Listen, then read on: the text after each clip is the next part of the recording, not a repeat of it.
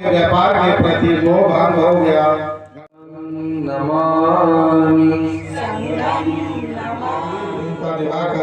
बाबा साहब के मूल मंत्र शिक्षित।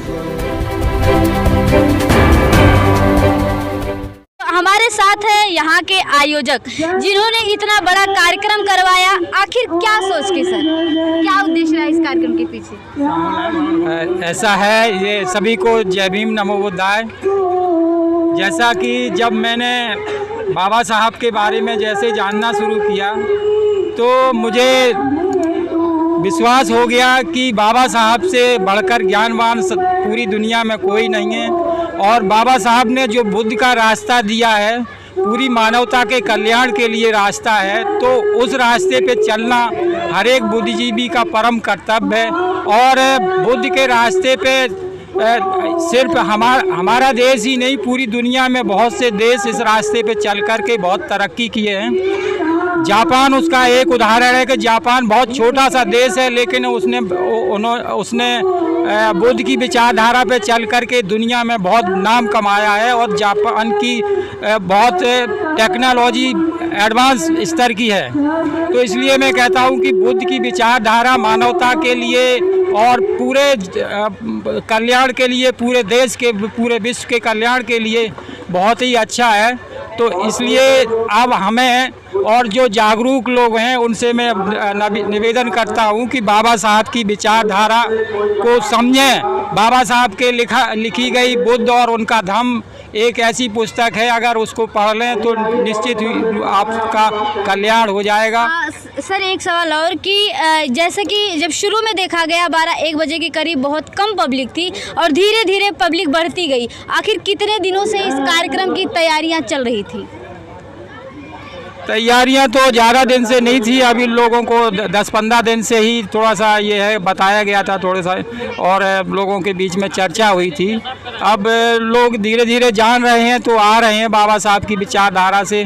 अब इस कार्यक्रम का यही उद्देश्य था कि बाबा साहब की विचारधारा को लोग अपनाएं और पाखंड को छोड़ें, यही उद्देश्य है। अच्छा सर एक सवाल और कि जैसे गांव में जो यहाँ पे जितनी संख्या में लोग उपस्थित थे, बहुत ही ढेर सारी संख्या में लोग, महिलाएं भी थी, पुरुष भी थे, और कहीं ना कहीं देखा जाए तो मंच के सामने लोग जय भीम बोलते हैं, लेकिन घर में देखा जाए तो देवी देवताओं की ही मूर्तियां और फोटोज पाए जाते हैं। आपको क्या लगता है इसमें कितने % लोग मनुवादी होंगे, कितने % लोग बुद्धवादी होंगे?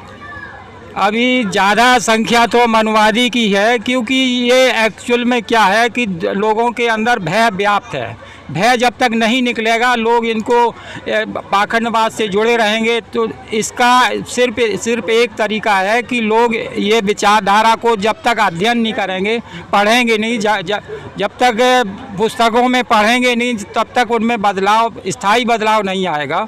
इसीलिए ये है कि अभी बहुत कम, ये कहना मुश्किल है कि बहुत ज़्यादा कन्वर्जन हो गया है, बहुत धीरे धीरे हो रहा है। क्या सर लगातार ऐसे कार्यक्रम आप करवाते रहेंगे लोगों को जागरूक करने के लिए, मिशन बाबा साहब और संविधान के बारे में जागरूक करने के लिए? बिल्कुल, हमारा जैसे कि मैंने आज सब यहाँ पर करीब 300 से लगभग लोग रहे होंगे, मेरा अंदाज़ था पंडाल में 300 के लगभग, 300 से ज़्यादा संख्या रही होगी।